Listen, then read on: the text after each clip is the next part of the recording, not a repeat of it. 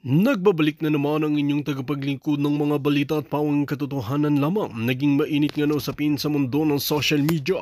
Talaga naman na nakakagimbal nga na isiniwalat ni Atty. Guanzon patungkol nga kay Tambalosas Romualdez. Dito nga natin mapapatunayan na talagang hindi nga nila tinatantana na ibunyag ang mga baho na tinatago nga ni Tamba na ito sa loob mismo ng palasyo. Dito nga natin makikita matapos nga ang pambabatikos nila kay VP Inday Sara.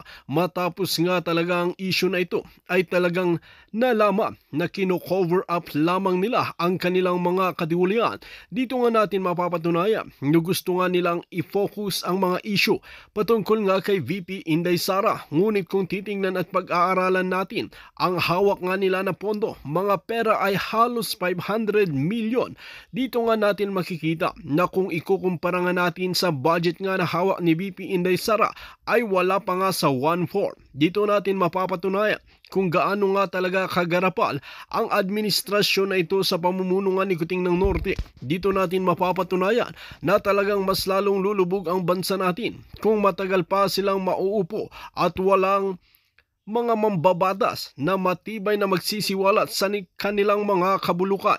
Ngunit ang nakakalungkot na katotohanan, marami pa rin netizen ang ating mga kababayan na tila nagbubulag-bulagan sa katotohanan at talagang hindi nga nila nakikita ang katotohanan dahil nga talagang kakampi nila Tamba at ni Kuting ng Norte ang mga bias mainstream media. Well mga kaibigan, para nga sa karagdagang impormasyon, panoorin natin ang buong video. At kung bago ka lamang sa aking channel, huwag kalimutan i-click ang subscribe button at notification bell para lagi kang updated sa ating mga bagong video. At para sa sulit viewers natin dyan, maraming salamat sa walang sawang pagsuporta. Andito na po siya sa Pilipinas. Alright? So meron po siyang message para sa ating mga kapatid na mga Muslim. Dahil meron pong, kaya po holiday ngayon dahil po sa, celebration nila yung Eid al-Adha. Ayan po ha. So ito po mga kaibigan, pakinggan lang po natin si VP Sara sa kanyang napakagandang message po para sa ating mga kapatid na mga Muslim. Okay?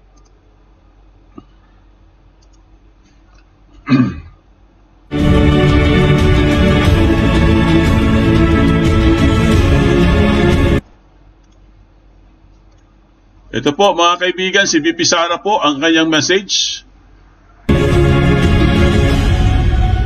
Assalamualaikum warahmatullahi wabarakatuh. Madayaw, mayong adlaw kaninyong tanan. Magandang araw sa inyo lahat.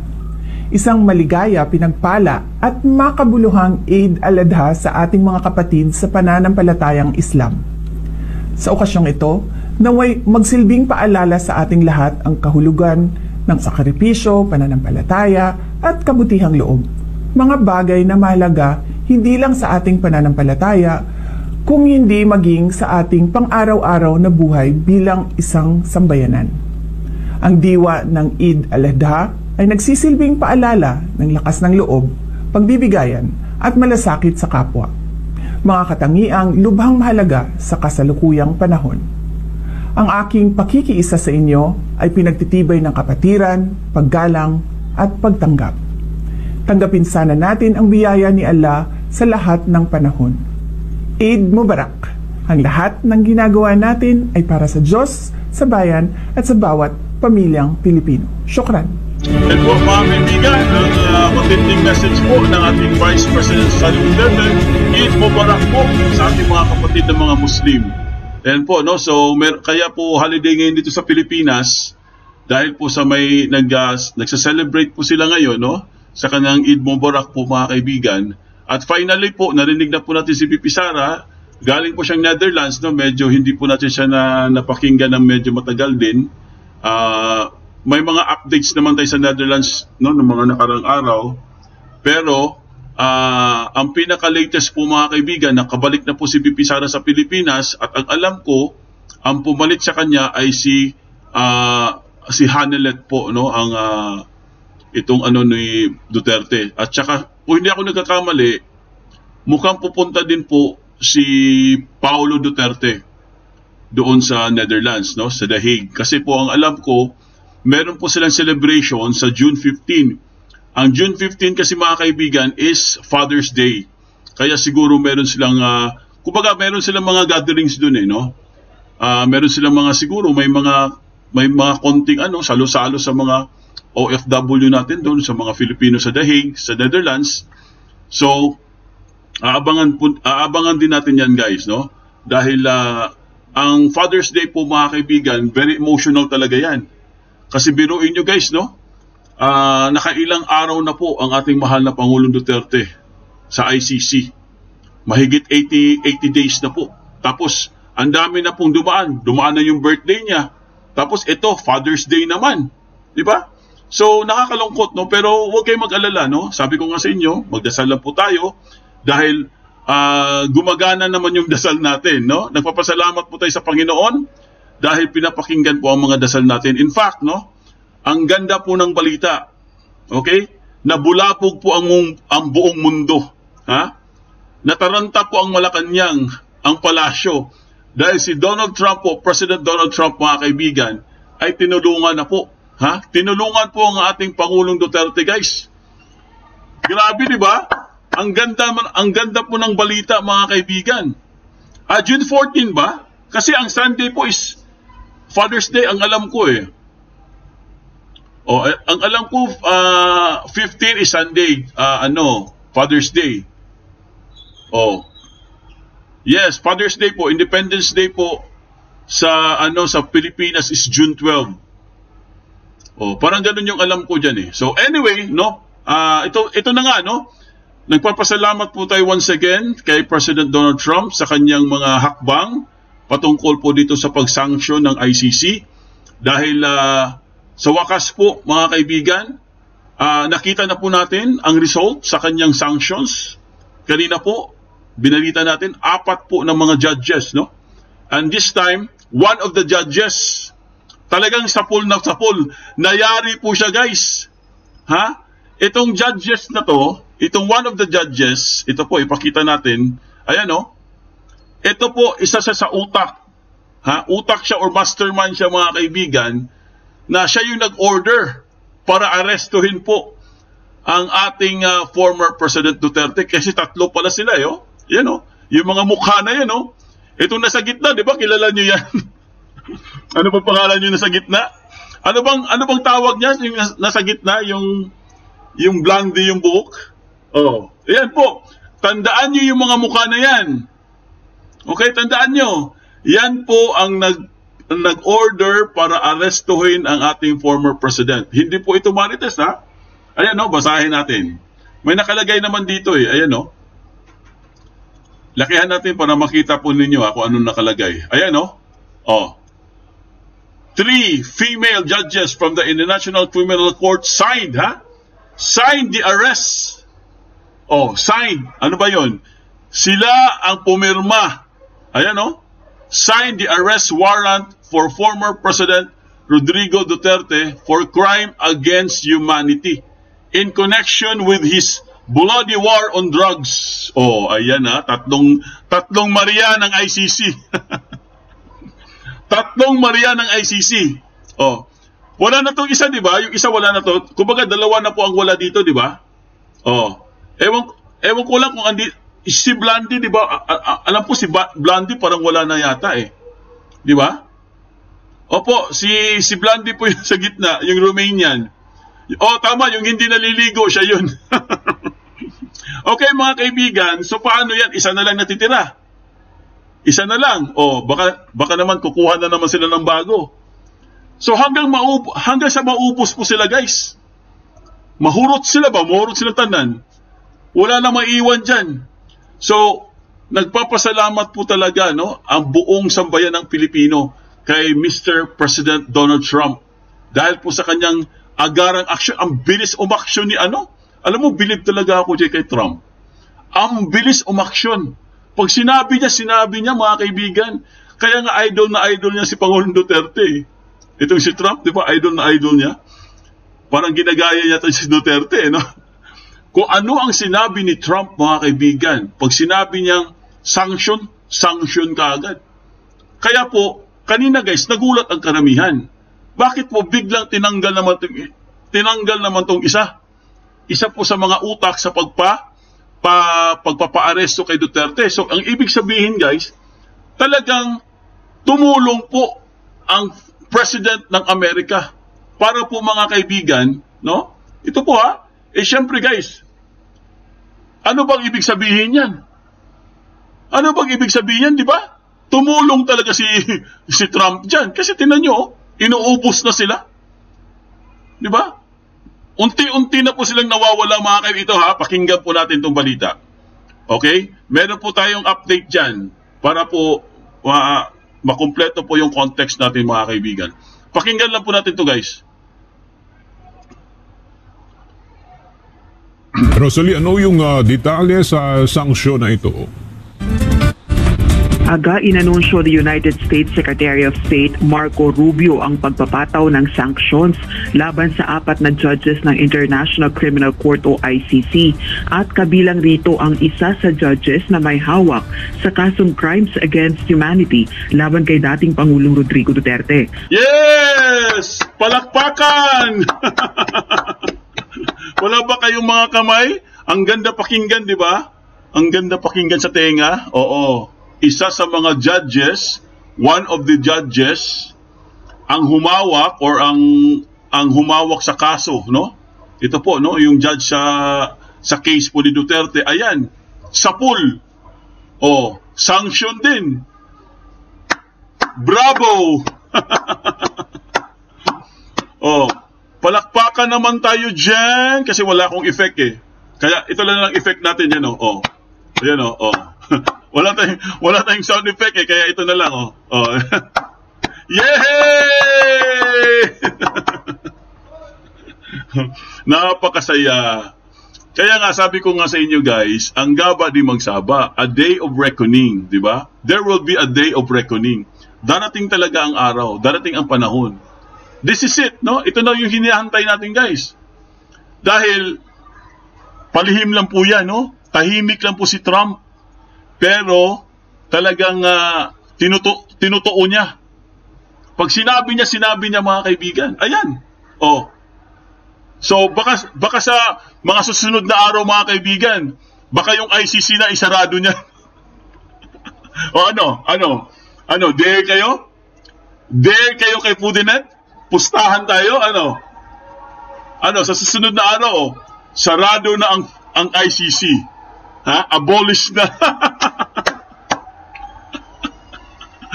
Malay mo, magdilang anghel tayo, di ba? Kasi po, mga kaibigan, wala naman talagang silbi yan eh. Kahit sino po ang tanungin nyo, kahit mga international lawyer, mga international or mga professional, mga expert, na mga political analyst sa ibang bansa, ganun din ang sinasabi nila. Walang silbi ang ICC. Bakit may ICC? Di ba? So ito po, pakinggan po natin, guys. Partikular na si Rain Adelaide Sophie Alapini Gansu. Ang 3 iba pang may sanctions ay sina Solomi Balungi Bosa, Luz del Carmen Ibanez Carranza at Betty Holler. Ayon kay Marco Rubio, U.S. Secretary of State, ipinataw ang sanctions ng Estados Unidos dahil sa direktang may kaugnayan umano ang mga individual na ito sa mga hakbang ng ICC para makapagsagawa ng investigasyon, aresto, detensyon sa mga mamamayan ng Estados Unidos o Israel nang walang pahintulot ng dalawang bansa. Kapwa hindi kasapi sa Rome Statute ang Israel at Estados Unidos. Ginawa ang hakbang kasunod ng ICC arrest warrant laban kay Israeli Prime Minister Benjamin Netanyahu. Dagdag pa ni U.S. Secretary of State Rubio, politicized o namumulitika umano ang ICC. Mali rin ang claims o pahayag nitong may lubos itong kapangyarihan para makapagsagawa ng investigasyon, maghain ng mga kaso at i-prosecute ang mga mamamayan ng Estados Unidos at mga kaalyado nito. Pag-abuso umano ito sa kapangyarihan at panghihimasok sa sovereignty at national security ng Amerika. Bago ito, nauna nang nagpataw ng sanksyon ng Estados Unidos laban kay ICC's Chief Prosecutor Karim Khan. Dahilan para mawalan ito ng access sa kanyang email at naka-freeze na rin ang kanyang bank accounts. Grabe. Ang tindi ng Amerika, guys, no? Once again po, nagpapasalamat po tayo kay Donald Trump, no? President Donald Trump, thank you very much, no? Such a pleasure, no, na sa ginawa niya kaya sa Tatay Digong, guys. Talagang masayang-masaya po tayo Tinulungan talaga siya, mga kaibigan, no? Tahimik, kumbaga guys, parang ano lang to, no? Parang silent, no? Parang silent gratitude, no? Parang gano'n, no? Pero inuunti-unti po ni Trump na mawawala po sila, mga kaibigan, no? Inuunti-unti. Basta mag-ampo lang ta, ha? Mag-ampo lang ta, pirme. Yes, tama po yan, Real Madrid. Mag-ampo lang tayo, pirme. Oo, magdasal po tayo palagi. Talagang sabi ko nga sa inyo, guys, baka pilain mong pusta. Sige, 1 million pusta. Laki ng pusta, 1 million, ah. Basta, mga kaibigan, magdasal lang po tayo, no? Kasi andyan naman yung no? Andyan naman yung hindi naman tayo mababayaan kasi alam naman ng Panginoon, mga kaibigan, na talagang wala pong kasalanan si Tatay Digong, di ba? Injustice talaga, no? Kaya kailangan po makuha po natin ang hustisya. At huwag kayong mag-alala, tama po kayo, guys, yung nag-comment kanina, malapit na po babalik sa Pilipinas si Tatay Digong. Kasi ang dami na po ang dami na pong gumawa ng paraan, di ba? Marami na po mga remedies or mga legal remedies po na pwedeng i-apply. Hindi lang po ito nakafocus sa ICC. Hindi lang po ito nakafocus doon sa facility ng ICC. Hindi po. Nakafocus din ito sa Dutch government. So marami siyang option, no? Ang dami. Ito pa. American sanction. Isa pa yan. Isa pa yan para tuluyan na pong malumpo, tuluyan na pong mapilay ang International Criminal Court. Ayan po, mga kaibigan, ang gaba di magsaba. Tama po yan. Balik sa'yo, Aga. So, ayan, share, ayan, Kumbawa, ayan si Chrissy Brooks, Lalaine Garcia, Chrissy Brooks, may trolls. Asa ba yung trolls na yan, ha? Kayo mga trolls, ha? Mga luslos nyo, ha? Ang aga nyo na naman pumasok. Sabi ko sa inyo, mamaya na kayo pumasok, eh. Ba't yung mga troll ang aga pumasok, no? Dapat yung mga troll, sa bandang huli na kayo pumasok para makita namin. Day of reckoning is coming. Ayan. Intention never succeed. Continue praying, PRD coming home soon. Yes. Malapit na po yan, okay? Magdasal lang po tayo, mga kaibigan. Ito po, meron po tayong, ito po, isigit lang po natin, no? Pagkatapos po ng good news, bad news naman tayo. Okay, i-congratulate muna natin, guys. I-congratulate muna natin si Bangag kasi may panibago na naman po siyang achievement ngayong araw. Ha? Ito po. Asan ba yung troll na yan, ha? Asan ba yung troll na yan? Ang bihira na ng troll na to. I-congratulate muna natin si Bangag. Ha? Asan na ba yun? Ayan po, ayan. Congratulations, Bangag.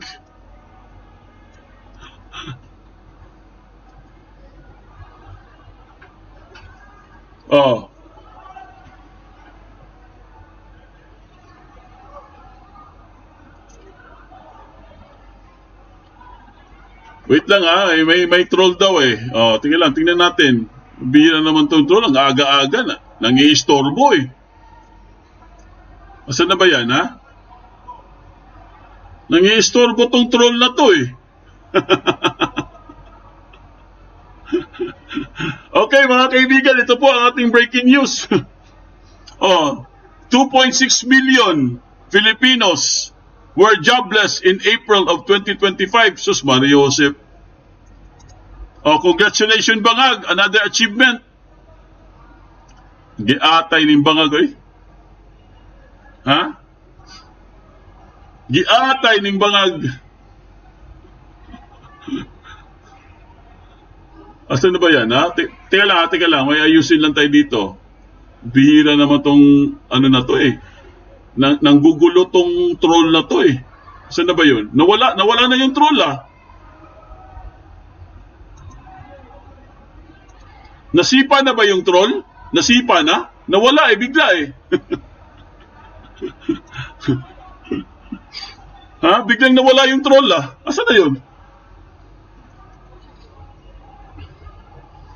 Okay mga kaibigan, ito po ang ating breaking news. Balik na po tayo guys, nawala na yung troll eh. Siguro nahiya siguro. Okay, ito po ang nakalagay sa balita. Basahin lang po natin. 206 million Filipinos were jobless in April of 2025. Ayon po sa Philippine Statistic Office. Ayan po. A total of 2.6 million Filipinos were unemployed in April of 2025, placing the country's unemployment rate at 41%. No, 4.1% according to the Philippine Statistics Authority or the PSA. This marks a slight increase from the March unemployment rate, which stood to 3.9%. The PSA recorded 48.67 million Filipinos or unemployed. Kumbaga mga kaibigan, ayon po sa Philippine Statistics Authority, ang recorded talaga nila na may trabaho pong Pilipino is 48.67. Ang employed Filipinos po, no? So, pero yung mga walang trabaho po mga kaibigan, umabot na po sa 2 milyon. Walang trabaho po yan, ha? Ganon po kadami. So the following subsectors had highest annual increase in workers. Ano ba to? Wait lang ha. So yan po mga kaibigan ha. Uulitin ko ha, a total of 2.06 million Filipinos were unemployed. So wala pong trabaho mga kaibigan. Oh. Yan ang achievement niya. Yan ba yung sasabihin niya sa SONA? Kasi malapit na yung SONA niya eh. Ha? Ano sasabihin niya sa SONA? Oh, ang dami pong jobless ngayon ha. Di ba?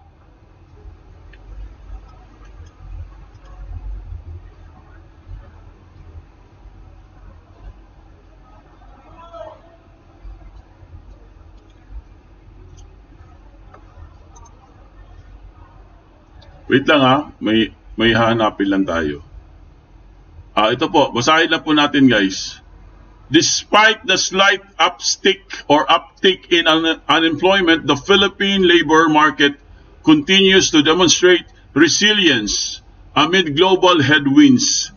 We remain on track to meet our target unemployment range of 4.4 or 4.7% set under the Philippine Development Plan. Ayan. So,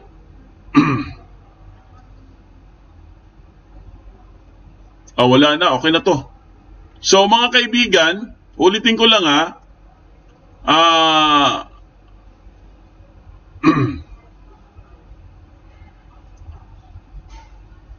So, ang rate talaga niya guys is 4.1%. So, napakababa po talaga mga kaibigan. No? According po sa PSA, napakababa po. So, ibig sabihin guys, mas dumami ngayon ang jobless kaysa sa last month po, ang ayon po sa PSA. Imagine niyo guys, no? Ang dami na pong walang trabaho. Di ba?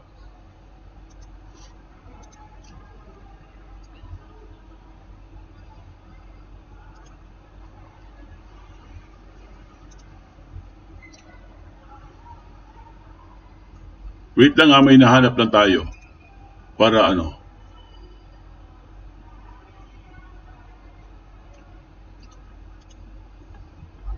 Wait lang mga kaibigan, i-play lang po natin itong kay Tevez po.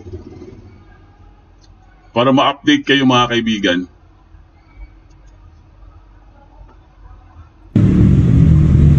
Bago mag-alas 7 kaninang umaga, dumating sa Manila RTC Branch 12 si dating Congressman Arnie Tevez Jr. para sa kanyang arraignment o pagbabasa ng sakdal ngayong araw. Mahigpit ang naging seguridad ng National Bureau of Investigation o NBI sa pagdadala kay Tevez sa korte. Nakasuot siya ng bulletproof vest at ballistic helmet. Ang mga miyembro ng media pinayagang makapasok mismo sa korte pero bawal kumuha ng mga larawan, mga video o i-record ang proceedings. Sa arraignment, binasahan siya ng sakdal para sa kasong illegal possession of explosives at illegal possession of firearms. Naharap si Tevez sa mga nasabing kaso matapos ang isinagawang raid ng mga otoridad sa kanyang bahay sa Bayawan, Negros Oriental. Ang Manila RTC Branch 12 ang nagpasok ng not guilty plea sa arraignment ni Teves.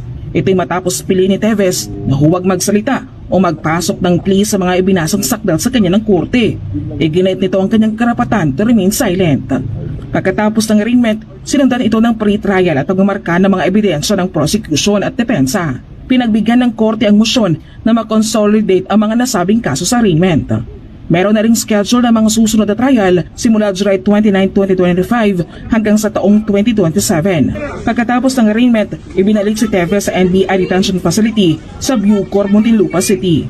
Hindi muna susunod ng NBI ang commitment order ng korte na ilipat siya sa Manila City Jail kaya sumusyon na makonsolidate ang kanyang mga kaso.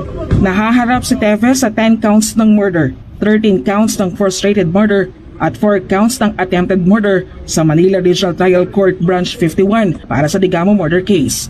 Nahaharap naman siya sa kasong murder sa Manila RTC Branches 12 at 15 at sa RTC Branch 63 sa Bayawan, Negros Oriental para sa 2019 murder case kung saan nag-not guilty plea na dito si Teves. Meron din siyang kasong illegal possession of firearms and explosives sa Manila RTC Branch 12 at terrorism case na isinampa naman sa Quezon City RTC Branch 77. May emosyon ng kampo ni Teves na manatili ang dating kongresista sa NBI Detention Facility para sa seguridad nito pero hindi pa ito napag-uusapan sa korte. Dito muna tayo. Wait lang. Walang nagpa-interview ng mga abogado nito sa korte kanina. Kung gaano kahigpit ang seguridad ni Teves sa pagpasok sa Manila RTC, gayon din ang sa paglabas. Sa isang Zoom interview, nagpaliwanag ang kanyang legal counsel na sa Attorney Ferdinand Topacio kung bakit tumanggi si Teves na magpasok ng plea. Ayon kay Topacio, may legal complications sa pagkakahuli kay Teves sa Timor-Leste. Ayan po mga kaibigan, no, explain lang po natin guys para maintindihan po ng mga kababayan natin. Ano po ibig sabihin nito, no, itong balita na to? Dahil po si Kong Arnie Teves po, ayon po sa kanyang abogado guys, tumanggi po siya magbigay ng plea, no? Ibig sabihin, 'di ba dapat meron kang plea, not guilty or guilty plea. Pero bakit po tumanggi siya guys? Ha? Teka lang i-ano po natin, no, para maintindihan po ng lahat. Ayan po, tumanggi po si Teves dahil marami siyang kaso eh. Ang kaso yata niya 3. So yung isang kaso niya, doon siya nag-plea na not guilty plea. Pero sa 2 kaso niya mga kaibigan, tumanggi po siya guys, magpasok ng plea. Yung kasong ipinataw sa kanya ng Manila RTC, no? So, kung babasahin po natin, ito